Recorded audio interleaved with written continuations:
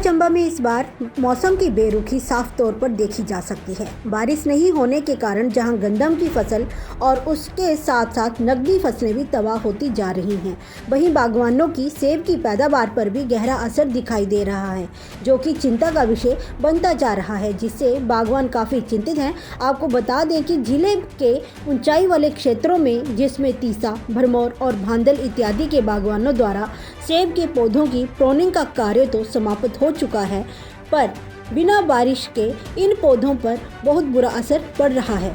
जहां अभी बारिश और बर्फबारी नहीं होती है, तो जिस बागवानों की साल की जीविका इन्हीं सेबों पर निर्धारित होती है, उनको आने वाले समय में काफ़ी दिक्कतों का सामना करना पड़ सकता है।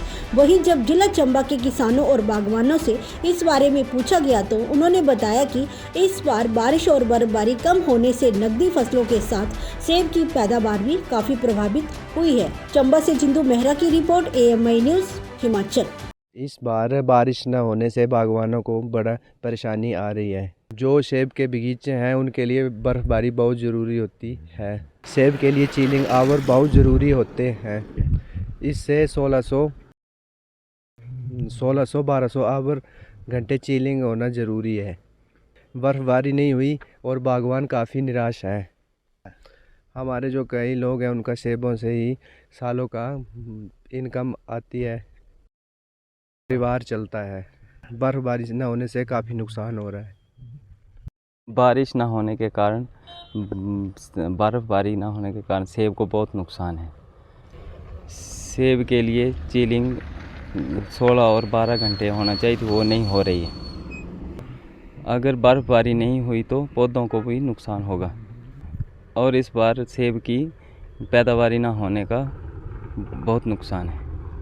ये पिछले कुछ सालों में, जैसे हमने पिछले 5-6 सालों से देखा, तो जितना भी फेवरेबल कंडीशन होनी चाहिए एप्पल के लिए, वो उतनी सुटेबल नहीं मिल रही है। परंतु इस वर्ष पिछले साल की तुलना में और भी ज़्यादा हालात ज़्यादा ख़राब नज़र आ रहे हैं, क्योंकि अभी जनवरी का हमारा पहला पखवाड़ा ख़त्म होने को है पहला, और अभी तक अभी हमें बारिश नहीं हुई है इसी क्षेत्र में, और ये एक लंबा स्पेल चला गया, जो कि हमारे विशेषकर सेब के पौधों को और दूसरे हमारे जो टेम्परेट फ्रूट्स हैं, जिसमें कि सेब के साथ आगे नाशपाती, वॉलनट या स्टोन फ्रूट्स भी आते हैं, इनके लिए एक चिलिंग आवर्स की रिक्वायरमेंट रहती है, और साथ साथ में वाटर रिक्वायरमेंट, मॉइस्चर का लैंड में होना ज़रूरी है। तो दोनों का जो सेब की जो हमारी आने वाले टाइम में सेब की जो हमारी अभी उत्पादन है, उसमें दोनों का बहुत ज़्यादा रोल है।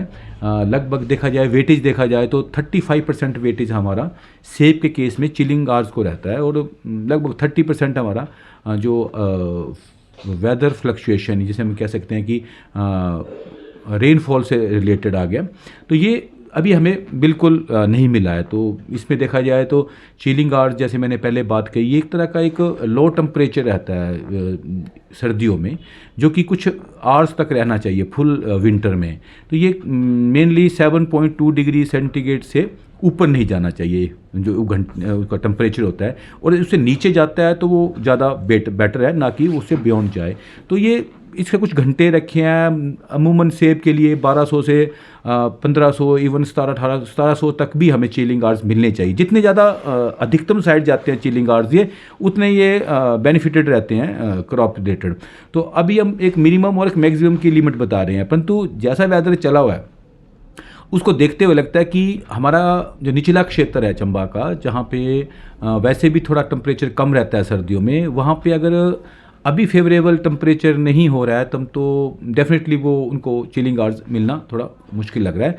जो अपर हाइट है उनमें बिना बारिश के भी चिलिंग आवर्स मिल रहे हैं, नो डाउट वो मिल जाएंगे उनको, परंतु साथ में एक सॉइल मॉइस्चर का भी वो रहता है फंडा। अगर वो सॉइल मॉइस्चर नहीं मिल रहा है तो हमारे जो न्यूट्रिएंट्स हैं वो अपटेक नहीं हो पाएंगे। हम अभी जो फर्टिलाइज़र ऐड करेंगे उसमें वो सोलेबिलिटी नहीं आएगी, और जो न्यू प्लांटेशन हमने 1 साल पहले या 2 साल पहले या इवन 3 साल पहले की है, उसको भी वाटर स्ट्रेस रहेगा। तो definitely it's not good for our coming plantation और क्रॉप। जी।